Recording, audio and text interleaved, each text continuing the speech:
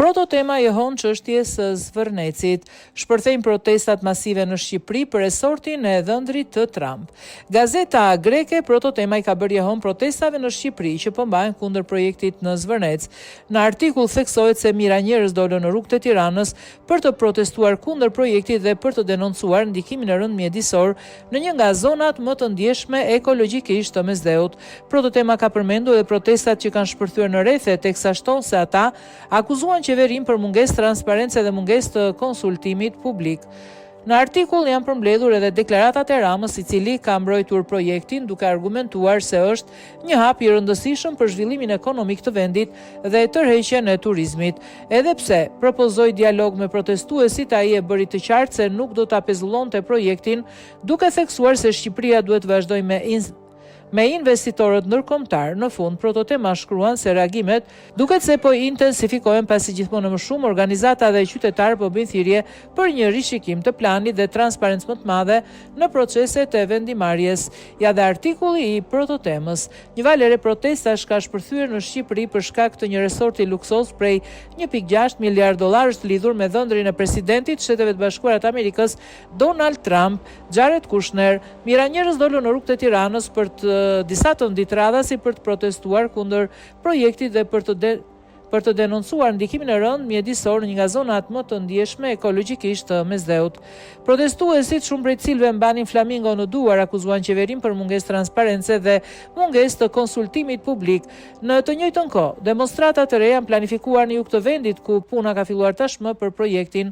Zona është një strej për fokat mesdhetare si dhe për më shumë se 200 lloje zoq, duke përfshirë flamingot dhe pelikanët e argjend. Ankesa për mungesë transparence dhe konsultimi publik.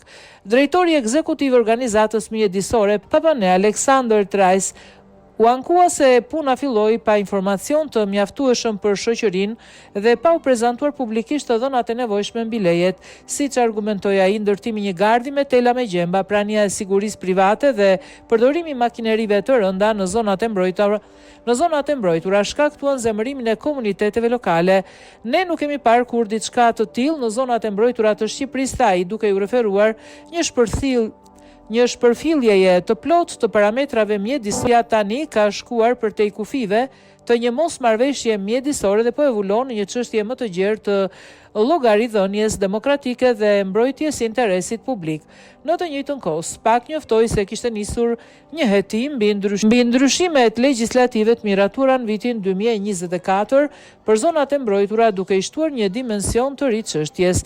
Rama mbron investimin. Nga ana e tij, kryeministri shqiptar Edi Rama ka mbrojtur përsëri investimin, duke argumentuar se është një hap i rëndësishëm për zhvillimin ekonomik të vendit dhe tërheqjen e turizmit. Edhe pse propozoi dialog me protestuesit, ai e bëri të qartë se nuk do ta pezullojë projektin, duke theksuar se Shqipëria duhet të mbetet miqësore me investitorët ndërkombëtar. Rasti është bërë një nga çështjet më të diskutueshme politike dhe mjedisore të vendit, me kritikët që paralajmërojnë për dëme të pariparueshme në një ekosistem unik dhe mbështetësit që e quajnë projektin thelbësor për zhvillimin e ardhshëm të turizmit në Shqipëri. Megjithatë, reagimet duket se po intensifikohen pasi gjithmonë më shumë organizata dhe qytetarë po bëjnë thirrje për një rishikim të planit dhe transparencë më të madhe në proceset e vendimarrjes.